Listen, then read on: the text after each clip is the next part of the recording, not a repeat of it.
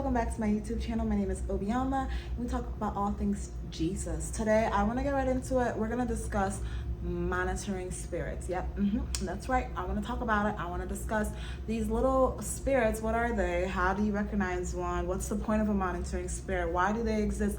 All of that. So if you want that information, hang tight. Monitoring spirit. Do we have scriptural? Because my whole thing is, there's a lot of terms we use within the prophetic apostolic community, but there's no scriptural backing for it, and we're depending on someone's rhema to undergird what we believe. And so while I trust the Spirit of God and most men and women of God, I'm like, God, I need something in the Bible. Show me in the Word. And so as I was doing my research on monitoring spirits, because I wanted to communicate that to you guys, because the Lord was giving me a personal revelation that there was a lot of them, and that they are actively working against believers in this season, and to be mindful of these kind of watchful spirit. And he did it through dreams and things of that nature. I also wanted to make sure that I presented a biblical, slight exegesis, so that you can be undergirded with an understanding of what a monitoring spirit is. With no further ado, all introductions aside, what is a monitoring spirit? Well, a monitoring spirit is a spirit in the family of what we call a familiar spirit, whose job it is to track your activity, observe your actions, to report them to whatever demonic spirit realm agenda is working against you or has evil altars against you. And typically when we talk about a monitoring spirit, we're talking about them in a negative light. There's really no scriptural premise I have for a positive monitoring spirit, and the reason is God is omnipresent. He doesn't need to send another spirit to watch you. He's everywhere at all times, and he's able to see all things, right? But the devil is not. And so we need to understand, in this kingdom, there are two kingdoms. There's a kingdom of light and there's a kingdom of darkness. Within the kingdom of light, we have God, Yahweh, the triune God, manifested as three persons, but one God, right? That is everywhere, able to see all things, all powerful, and so on and so forth. But then we have the devil, who's really not God's equal or opposite, but would love to be. And because he does not have the ability to be omnipresent, and he is not omnipotent, what he has to do is enlist a legion of demons to do his dirty work in various capacities. And one part of the demonic realm, Demonology 101, is this thing what we call familiar spirits. Familiar spirits are those spirits that are assigned to your bloodline, right? And they have access via whatever sin that's given them legal territory or access. And these familiar spirits are responsible for perpetuating behavior over your generations. So that's where we get generational curses from. They're also responsible for speaking to these psychics or, new agers or cultic readers that claim to tap into the future or know things about you.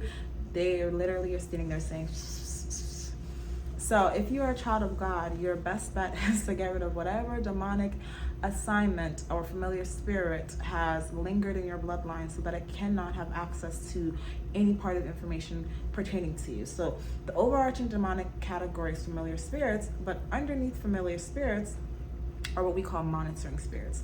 And a monitoring spirit is a spirit, again, whose job it is to just watch your actions and to report it to whatever demonic confederacy exists elsewhere, right? Because the devil is not able to be everywhere.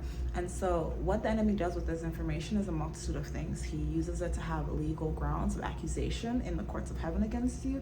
He uses it to speak against your destiny, or to create evil altars to work against your destiny, or to plan or usurp the plans of God for your life and your destiny. And so the devil uses information because he has no access to the prophetic, right? The prophetic is the mind of God, the thoughts of God. So he has to gather the information regarding God's thoughts and mind so that he can create a counter strategy. And he gathers this information typically through monitoring spirits. And so you'll often notice a monitoring spirit when you no longer give individuals access to your lives. Now, monitoring spirits can be up close or they can be far away, right? Up close in the sense that these are people that you've called your friends, or people that you've let hang around you. They're people that you've been in association with, and they watch you. And you can often tell if they're monitoring you, that where the friendship is one-sided. You're doing all the work, you're asking them how they are, Not even, you're asking, but you're not really getting a lot of answers. But simultaneously, they want to know everything you're doing. They're looking at all your stories on social media. They're paying attention to everything you are about, but they're not really supporting you, right? So you host an event, they know you host an event, but they don't ever show up. You're doing something, entrepreneurial. That's where my mind is at. And they're watching, but they're not a part of it. They're not supporting, and they're not involved, because there's no real friendship there. And then you sit back and you think to yourself, what do I really know about this person? Not a whole lot. And it's not a whole lot because you are not a compassionate, caring, or intentional person. It's not a whole lot because that person doesn't actually want you to know anything about them. They just want to watch you for their own obsessive reasons. And typically, again, these monitoring spirits are feeding a confederacy of spirits, and that confederacy of spirits can be composed of many things. It could be jealousy, anger, envy, that are actively trying to work against you, and again, the plans that God has for your life. And so that's just a prelude. But when we talk about biblical context, I want you to go to Exodus 14, and I'm going to paraphrase. But essentially, so, God took the Egyptians through all these, signs and showed himself to be magnificent. So Pharaoh finally is like, you know what? You killed my firstborn. Get out. Get out right now. Don't collect gold. Don't pass $100. Moses, take you, your people, your babies, your cattle, everything that go. Okay, so that's where the story should end. But no, Exodus 14:5 says that Pharaoh received news about the whereabouts of the Israelites. Mind you, these are the same people that Pharaoh had already freed. What monitoring spirit was sitting around reporting the actions of the Israelites to Egypt? And so that's what we have to think about, what the context of monitoring spirits are. A monitoring spirit will appear when you leave a place of bondage to the new thing that God has for you. And the object of that monitoring spirit is to try to return you back to bondage by communicating your actions, your decisions, and your place, spiritually, physically, whatever the case is, to demonic legions. In this case, that monitoring spirit communicated where the whereabouts of the Israelites were, who were on their way to freedom, the promised land, communicated it to Pharaoh so that Pharaoh would then mount an attack against the Egyptians. The same Exodus 14, God talks about how he had hardened Pharaoh's heart, or caused Pharaoh to be brave, is the ESV version of that, so that God could get the glory. And so one of the things I want us to not get wrapped up in as we think about what a monitoring spirit is, or we realize that we have people around us that are monitoring us, right? Or even that we have people on social media that are monitoring us, on YouTube that are monitoring us, is that anytime, or in this instance specifically, this monitoring spirit appeared, it was to report the whereabouts to Pharaoh, but it ultimately was so that Pharaoh's demise could be made sooner.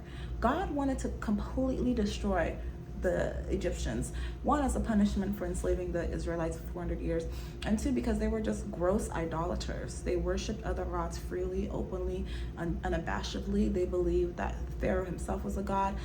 Even in the process where Moses was trying to, hey, free my people, let my people go, we see Pharaoh with the huge, this great level of pride, insist that no, he was not about to do that.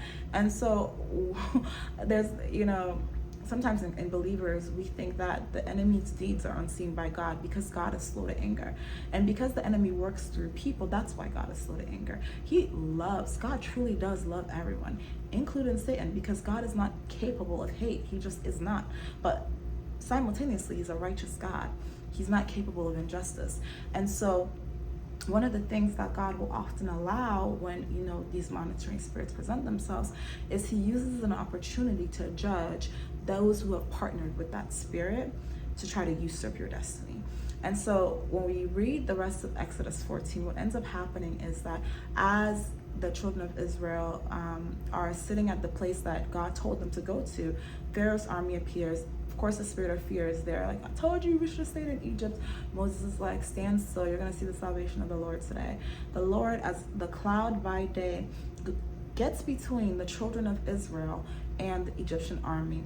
And so darkness covers the Egyptian army and light covers the children of Israel. The Lord himself is truly making a stance and declaring where he lies. He is in the light. He is not in the darkness. And then the next day, I believe is what the scriptures say, or a little while after, the Lord parts the Red Sea. And as the Red Sea is parted, the children of Israel are able to go across it perfectly. And then the cloud is lifted and Pharaoh tries to pursue them. And in that process, Moses drops his hand and that wall of water encloses the army of Egypt, and they all pass away, they all die. And so ultimately what God wanted to do was destroy this evil lineage of false prophets, false kings. Sorry, let me backtrack. In that verse in Exodus 14:5 that talks about Pharaoh received information or received news, that word received is often used when a prophet would declare something. And so in that instance, it was a false prophet, false prophets, because we already know Pharaoh rolls with false prophets. We have Jannes and Jambres that probably went in their divination, right, and told him what was going on with the children of Israel. Now back to fast forwarding. Now Pharaoh's army is all dead, they're gone, nothing left. And the Lord is glorified in that moment because he was able to show himself mighty in obeying God. It doesn't matter what monitoring spirit is looking at you, watching you, as long as you're walking out in obedience now, right? It wasn't that Moses and Israelites remained in Egypt under the bondage and the condemnation of Pharaoh, right? They had to take the step to say, okay, I'm leaving this place. I'm leaving this bondage. I'm leaving these chains and shackles, and I'm going to obey the Lord and go to the position, the promised land that he's promised me. And in doing so, they, ignited the fury of the enemy because the Lord himself was against the enemy, and the enemy's heart was hardened. And so that ultimately God could get the victory. So I hope this kind of covered through a scriptural reference what a monitoring spirit is. Again, it's a spirit that observes your behavior and actions in order to report it back to the confederacy so that some part of your destiny can be usurped. I hope it also presented you with an understanding of the tactic, the strategy to defeat any monitoring spirits, right?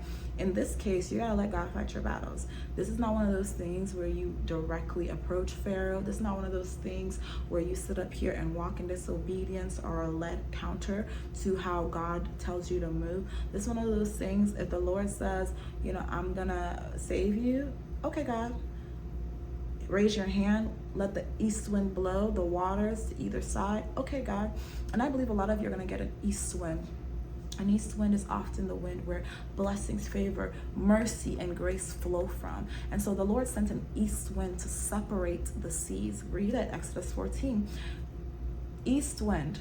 And so in an east wind, there is favor, as previously stated. So I believe God is sending an east wind to those of you that have been attacked by these monitoring spirits.